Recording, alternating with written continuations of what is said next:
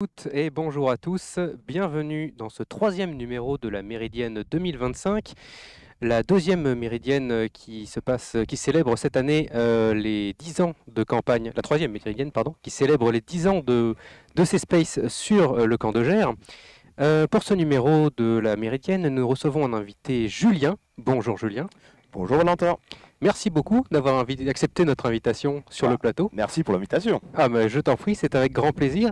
Alors, Julien, on peut dire qu'on a l'habitude de travailler ensemble sur le C-Space depuis maintenant Depuis un 10 bon ans, moment, oui, effectivement. puisque tu occupes le poste de PC Fusex Oui. cette année, depuis l'année dernière aussi.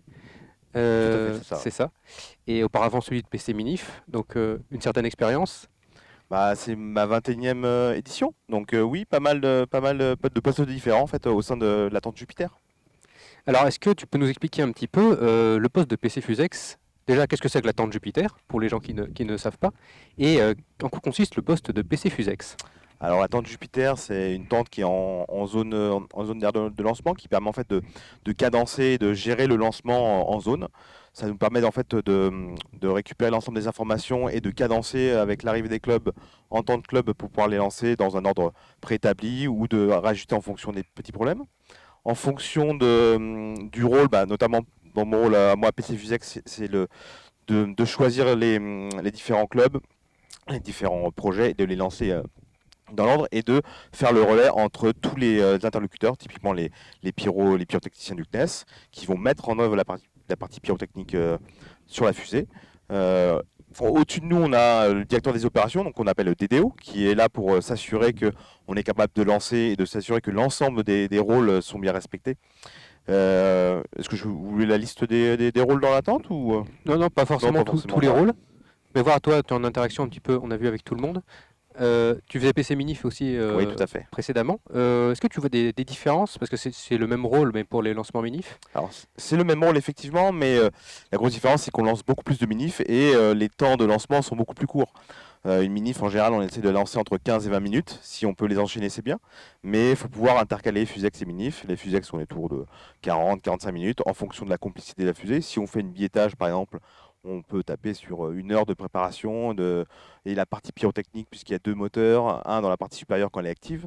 Donc oui, et notre rôle en tente, c'est vraiment ça, c'est de s'assurer qu'on a un cadencement à respecter et de s'assurer que toutes les opérations se déroulent dans des conditions de sécuritaires et optimales.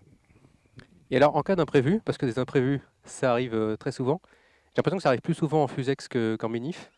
Ouais. C'est là que ça commence à faire un petit peu chauffer le cerveau et chauffer l'ambiance. Alors oui, la difficulté, c'est que bon, la quantité de sommeil se réduit de jour en jour et il faut rester opérationnel. Donc oui, il y a des difficultés de tout type.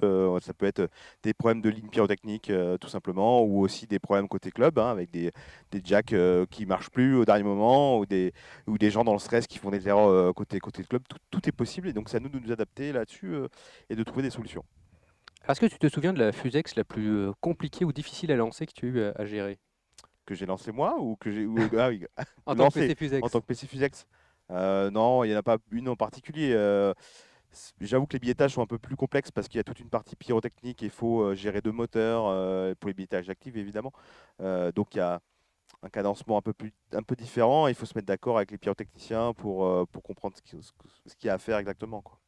Alors, billettage, on en a lancé une hier, si je ne dis pas de Tout à fait, bêtises. oui. Très beau projet d'ailleurs, qui a été nominal. Bien sûr, c'est un très beau vol. Ouais, billettage active. Je crois que c'était la deuxième dans l'histoire de la campagne. J'ai cru lire ça dans la Gazette de ce matin. Deuxième billettage active, troisième billettage active, pardon, au cours de la campagne. Donc c'est des projets qui restent assez rares. Et Oui, de les tout à voir fait. comme ça nominaux, c'est-à-dire qu'avec le deuxième étage qui part également avec un petit moteur Pandora qui s'allume, c'est vraiment quelque chose d'assez impressionnant. Tout à fait. Pour arriver jusqu'au bout en biétage actif, c'est assez compliqué parce que souvent on passe par d'autres étapes qui sont une biétage inerte où on s'assure que la séparation se passe bien entre les deux étages. Puis souvent une seconde où on va s'assurer en mettant juste un inflammateur et pas le deuxième moteur que la partie pyrotechnique du second moteur fonctionne parce qu'il faut faire ça en toute sécurité, notamment pour les pyrotechniciens qui vont en zone pour armer la partie supérieure qui est encore détachée de l'autre partie. Donc voilà, toute cette partie-là, et faire finalement souvent le dernier vol en actif où tout doit bien se passer en termes de sécurité pour réussir le vol. Effectivement, donc c'est un parcours du combattant, on va dire, pour faire une billetage active, et même pour une MINIF ou une fusée en particulier. En fait, les étapes de travail, les étapes avant d'aller voler sont quand même assez longues, assez complexes. Donc je vous propose de retrouver une petite vidéo qui va nous expliquer un petit peu, qui va nous montrer une tranche de vie d'une fusée, de son arrivée sur le camp à l'autorisation de vol. On se retrouve juste après cette vidéo pour la suite de l'interview.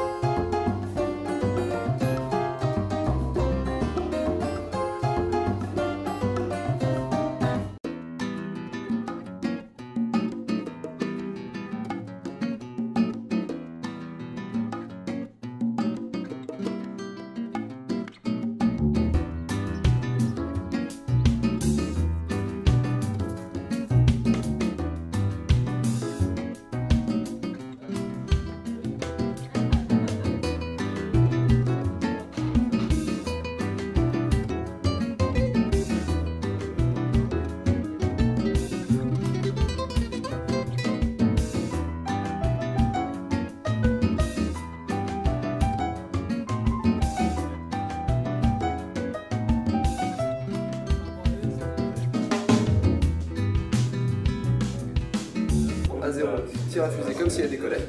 Donc pendant 3-4 secondes, tu secoues la fusée dans tous les sens. Et ensuite, tu la présentes vers le haut, légèrement à peu près horizontal. D'accord? Toc.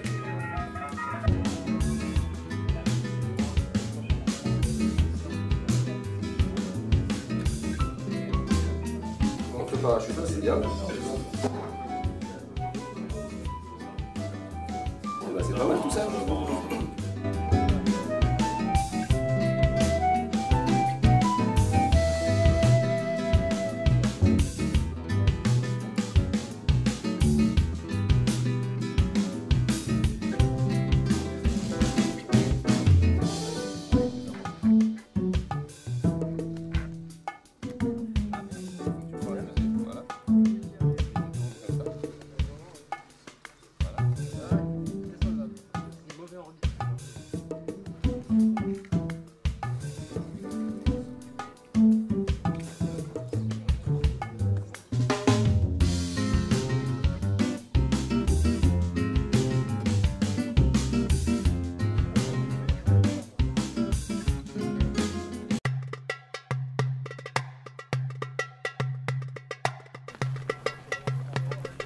Cinq, 4, 3, 2, unité, mise à feu.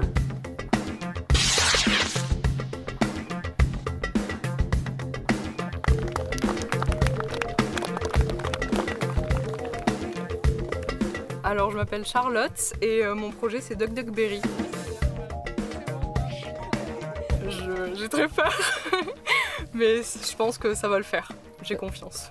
Allez, ça va le faire. Là, tu vas venir en buter, là, tu vois, sur les parties métal. C'est trop serré. Non, nous ça va.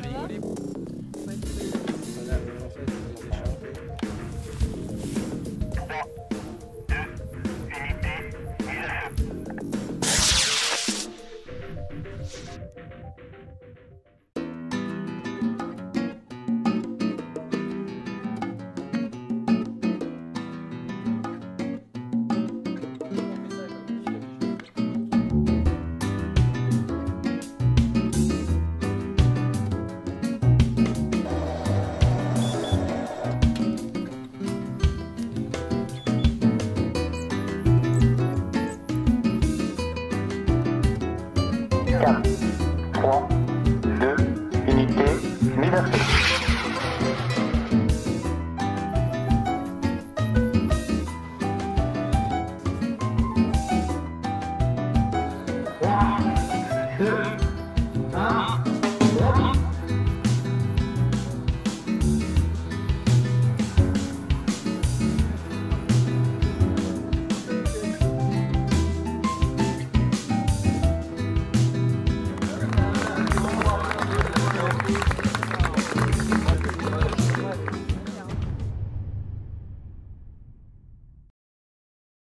Vidéo qui rappelle des souvenirs, hein, Julien?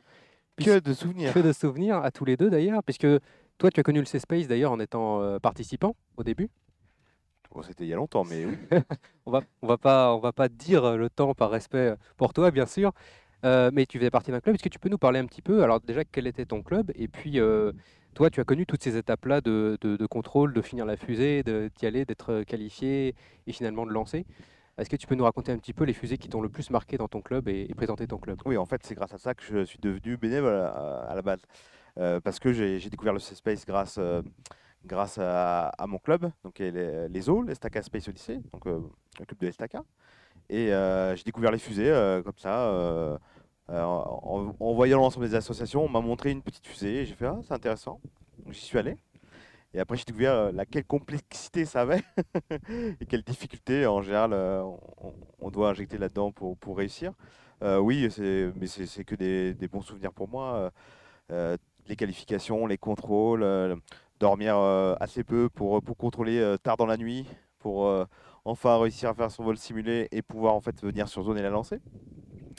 Et faire dans le meilleur des cas un vol nominal. Et alors, est-ce qu'il y a une fusée en particulier qui t'a marqué que toi tu as réalisé, qui a été particulièrement difficile ou particulièrement gratifiante à réussir à qualifier, à lancer ou... C'est quoi ton meilleur souvenir de club? Tout à fait. Mon meilleur souvenir, c'est ma dernière Fusex. Elle s'appelait Phoenix. On a mis pas mal de temps à la lancer, bon, pour plusieurs raisons qui n'étaient pas que de notre fait, mais c'est d'une fusée avec une caméra embarquée en tête d'ogive et qui était contrôlée sur la partie supérieure avec un contrôle de roulis par volant inertie, donc un peu comme dans nos satellites. Et on a mis du temps à mettre ça au point parce que c'était aussi complexe à l'époque de trouver tous les éléments pour réussir. Et même, typiquement, je vous donne un exemple, pour la caméra, les GoPro n'existaient pas. Donc réussir à mettre une caméra dans la fusée était assez compliqué. Mais oui, c'était une belle réussite. C'est vrai que tu le disais, ça fait maintenant un certain temps et les technologies ont beaucoup évolué. On le voit aujourd'hui, l'électronique embarquée a fait un sûr. grand bond. Ça n'existait presque pas ou peu. En tout cas, c'était pas aussi simple qu'un Arduino et des capteurs interfacés en I2C. Ça c'est vrai. À l'époque, c'était plutôt microcontrôleur en assembleur, voire un petit peu en C, le début du C sur microcontrôleur. Alors que maintenant, Arduino, Raspberry Pi, des fois c'est même trop facile pour les clubs et qui ne se posent pas cette question sur comment l'utiliser, alors qu'en fait, c'est mettre un ordinateur dans la fusée en fait. Hein. Ça avance très vite. Et je crois que cette fusée, tu l'as faite d'ailleurs avec d'autres membres Oui, de club à l'époque qui sont tout à fait. aujourd'hui également bénévoles. Qui sont bénévoles, qui sont même ici en zone à être bénévoles et à donner de leur temps pour les clubs et pour les étudiants et les lycéens. Et oui, et je crois qu'il y avait notamment Tanguy dans ton équipe. Oui, Tanguy qui nous rend de fiers services en régie puisque c'est lui qui participe à l'émission. Et c'est lui notamment qui envoie tous les médias dont on a besoin au cours de l'émission. Et en parlant de médias, vous le savez, c'est la traditionnelle petite pause de la Méridienne. On se retrouve juste après une courte page de publicité pour la suite de l'émission. Salut, c'est Thomas Blumstein. Vous voulez savoir combien vaut votre fusée? Allez sur vendezvotreFusée.fr. Rentrez simplement les détails de votre fusée et recevez rapidement son prix de vente. Et vendez ensuite votre fusée lors d'une de nos campagnes de lancement. On s'occupe de tout. Mon conseil, obtenez votre prix de vente sur vendezvotreFusée.fr. Vous voulez revoir d'autres lancements de fusées? Vous aussi construisez votre Fusex à la maison. Le numéro 1, le fascicule et la trappe parachute, 1,50 € chez votre marchand de journaux, Astroya.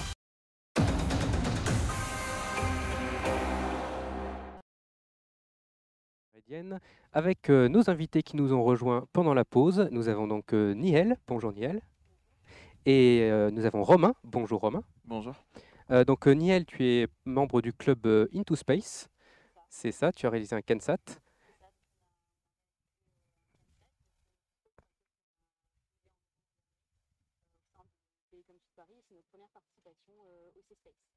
Un club tout jeune, donc c'est toujours rafraîchissant de voir des clubs tout jeunes. On voit qu'il y a y a des nouveaux qui arrivent et qui sont passionnés, c'est toujours très bien. Romain, toi, tu as également réalisé un CANSAT et tu viens du club ICAM, de l'école ICAM. C'est ça, depuis Strasbourg. Un bon voyage pour venir jusqu'à Tarbes.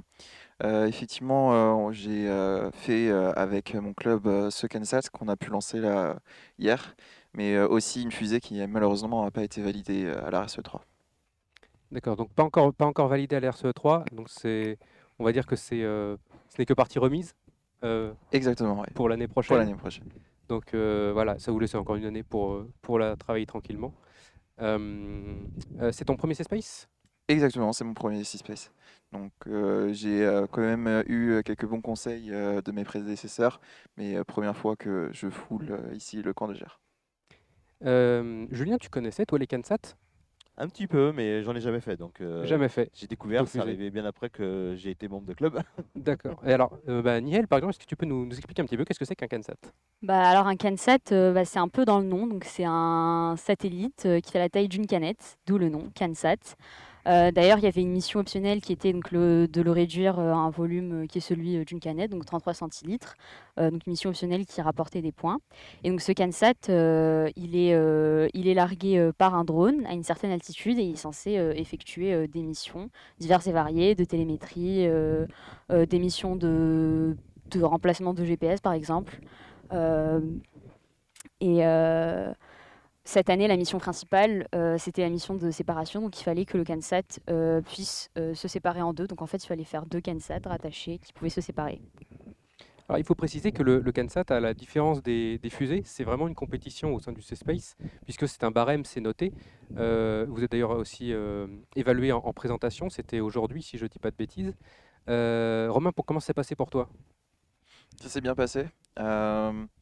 J'étais un petit peu dans le stress avant la présentation, un peu dans le rush, mais sinon j'ai correctement présenté, je pense, mon CANSAT et surtout le vol s'est très bien passé hier, donc très content de la réalisation. Est-ce que vous avez eu les résultats ou pas encore du classement?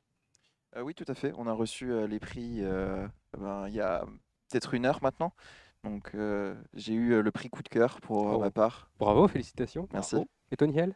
Et nous, notre CANSAT, il a eu le prix de la persévérance. Oh, ça c'est un beau prix, le prix de la persévérance Bravo. aussi.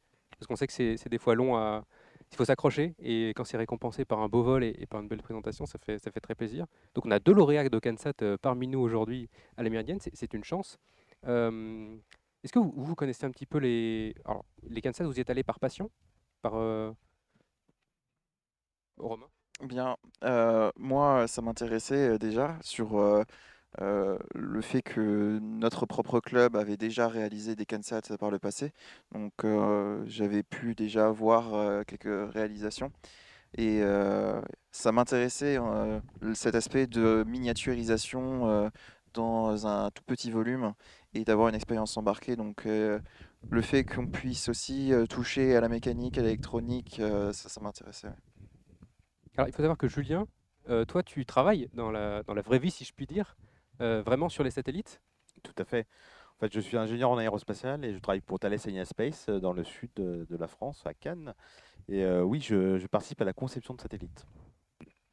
Alors qu'est-ce que ça t'inspire les CANSAT par les étudiants? Alors déjà, je trouve que ça crée vraiment une nouvelle dimension au C-Space parce que ça n'existait pas avant. Vraiment un peu de compétition et vraiment une approche un petit peu différente comparée à une fusée. Non, et puis surtout la partie présentation. Je pense que c'est quelque chose qui est vraiment bien pour les étudiants de pouvoir en fait devoir s'exprimer devant des gens et un jury et de présenter leur projet. Ça fait partie du métier, de tous nos métiers dans le spatial. Il y a un moment ou un autre, il faut savoir se vendre. Et donc je pense que non, c'est vraiment une activité qui est très chouette. Donc je la connais peu, mais elle m'inspire.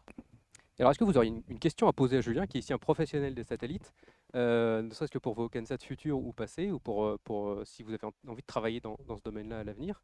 On peut commencer par toi, Nihel. Bah oui, parce que moi personnellement, j'aimerais bien travailler dans tout ce qui est communication satellitaire.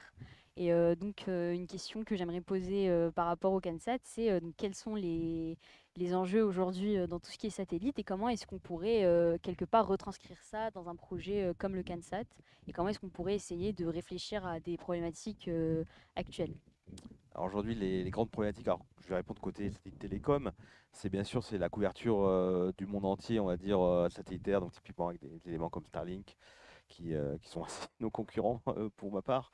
La couverture, le débit aujourd'hui, la volonté de vouloir remplacer les antennes relais presque par du satellitaire, donc c'est quelque chose qui n'existait pas avant. Et donc c'est vraiment aujourd'hui cette notion-là de la connectivité entre les gens et entre tous même les objets connectés, quoi. Romain, une petite question rapide? Rapide alors? Oui, ce serait pour savoir si où est-ce qu'on pourrait voir les satellites et les CANSAT plus tard, peut-être, au-delà du télécom. Par exemple, c'est peut-être plus clair si je parle de la Lune. Est-ce qu'on verrait par exemple une constellation de satellites autour de la Lune? Alors aujourd'hui, chez nous à Thales, à Cannes, on fait des modules pour la prochaine station lunaire. Donc ça rentre un peu dans ce qui s'appelle Artemis. Nous sommes en collaboration avec la NASA et la JAXA pour pouvoir y arriver. Donc oui, ça s'en approche. Et donc ça se ressemble d'ailleurs, les modules, hein, ça ressemble un peu à des grosses canettes. Donc oui, c'est très intéressant et ça se ressemble. Alors on voit que ça bouge du côté des CANSAT, c'est un sujet d'avenir, un sujet qui mobilise. Mais il se passe aussi des choses du côté des fusées ici au C-Space. Et ça va être le moment de retrouver notre envoyé spécial Thomas, qui, je crois, Thomas, tu te trouves sur la base vie au niveau des contrôles. Je suis aujourd'hui dans la base vie avec un contrôleur, cher Olivier. Comment Bonjour, vas-tu? Ça va bien. Les contrôles se passent bien ce matin? Les contrôles se passent bien. C'est un peu calme ce matin. C'est un peu calme, vous avez très bien travaillé en début de semaine. Ou on a fait trop peur au club, je sais pas trop. C'est peut-être ça aussi. C'est vrai que les contrôleurs font un peu peur parfois, mais rassurez-vous, hein, ils sont très gentils. La preuve, je suis avec eux et ils m'ont pas encore mangé. Donc, vous pouvez aller les voir, il n'y a aucun problème. Comment ça s'est passé un petit peu là, ta semaine? Ça a été vraiment chargé sur le début? Alors au début, ça a été très très explosif dès le début. C'est quelque chose qu'on a rarement vu jusqu'à présent. Là maintenant, ça se calme un petit peu. On a l'impression que tout le monde a l'impression n'a plus de pression. Ils ont l'impression d'être fini de contrôle, alors qu'il y a encore du travail malgré tout. Il y a encore un peu de travail à faire. Il y a encore un peu de travail. On a quelques fusées qui ont des modifications à faire à droite, à gauche, des ajustements. Petits trucs de dernière minute. Voilà, c'est ça. Il y en a pas beaucoup, mais quelques-uns qui sont en mode panique totale et qui ont beaucoup plus de travail. Mais dans l'ensemble, tout se passe bien. Dans l'ensemble, c'est une bonne année. On a un bon cru cette année sur les contrôles. On a l'air. On a l'air d'avoir un bon cru, très bien. Eh bien, tant mieux, parce que ça se voit d'ailleurs sur les chiffres. On a à peu près une dizaine de FuseX et une dizaine également de MINIF qui sont qualifiés et qui attendent d'être lancés en ZAS. Donc c'est plutôt pas mal quand même pour un mercredi. C'est plutôt bon signe. C'est plutôt bon signe, on est d'accord. Je vais te poser maintenant quelques petites questions. Petites questions un peu rigolotes. À ton avis, ça pèse combien un contrôleur en MINIF? Alors, je parle pas d'un contrôleur MINIF, hein, je parle du poids d'un contrôleur avec des MINIF. C'est un peu compliqué comme question. Trop lourd pour voler. Trop lourd pour voler, oui. Ah oui. Même avec un 98, ça va être compliqué là. Le 98 sur une MINIF, là c'est compliqué. Le problème c'est qu'après un contrôleur, c'est pas très aérodynamique.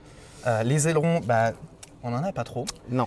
Donc c'est vrai que c'est un peu plus compliqué. On passe pas les contrôleurs en fait. Ah non. C'est un peu le problème. problème. Non, on ne passe pas au contrôle. Voilà. Tu préfères les tests de flèche ou les vols simulés? J'aime bien la simulation. Ouais. Mais c'est vrai que les tests de flèche, ça montre des belles bananes. Hein, des fois. Ah oui. Ça c'est sympa. Hein. Mais bon, c'est mieux quand c'est bien droit. Oui, effectivement. Si vous avez une banane, malheureusement, mangez-la dans la corbeille. Quoi. Badge orange ou badge bleu? Tout est la question. Eh oui. Alors là... T'as déjà été badge bleu, toi? J'ai déjà été badge bleu. C'était il y a un petit moment? Oui. C'est un temps que les moins de 20 ans ne peuvent pas connaître, c'est ça? Exactement. Mais c'était une bonne expérience, badge bleu. Ah oui. Ouais. Et plutôt badge orange ou... Ça me titille de redevenir bleu, mais bon. Ouais, c'est un peu tard malheureusement. Malheureusement. Ouais, oui, je comprends. Tu préfères la ZAS ou la base vie?